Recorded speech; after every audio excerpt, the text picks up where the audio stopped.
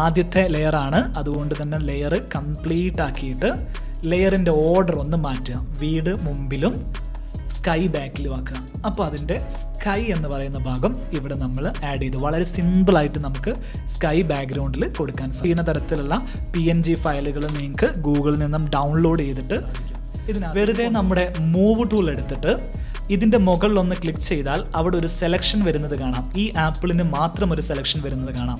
നമ്മളൊന്ന് മൂവ് ചെയ്ത് കഴിഞ്ഞാൽ നമ്മൾ നേരത്തെ സെലക്ട് ചെയ്ത ഭാഗം അതിൻ്റെ ഒരു കോപ്പി ഇവിടെ പേസ്റ്റ് ചെയ്ത് വന്നിട്ടുണ്ട് എന്ന് കാണാം. ഒരു ഇൻറ്റീരിയർ സീനാണ്.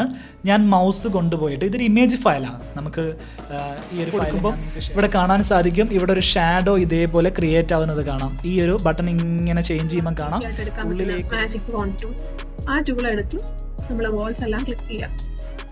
എല്ലാ വോൾസും നമുക്ക് സെലക്ട് ചെയ്യാം. കുറച്ചുകൂടെ സൂമിൻ ചെയ്യണമെങ്കിൽ പിന്നെയും കൺട്രോൾ പ്ലസ് ചെയ്തിട്ട് മൗസ് സ്പ്രെഡ് ഇങ്ങനെ കണ്ടോ. ഇതിൻ്റെ ഓപ്ഷൻസ് ഒക്കെ കുറേ ഉണ്ട്. അപ്പം നമുക്ക് ഏത് ഓപ്ഷനാണ് നല്ലതായിട്ട് തോന്നുന്നത് അത് നമുക്ക് സെലക്ട് ചെയ്യാം. വേണോ സ്റ്റോൺ വേണം, ഇതൊക്കെ നമുക്ക് സെലക്ട് ചെയ്യാം. അപ്പം ഒരു കോൺക്രീറ്റിൻ്റെ ടെക്സ്ചർ ഞാൻ ഡൗൺലോഡ് ചെയ്ത് വെച്ചിട്ടുണ്ടായിരുന്നു.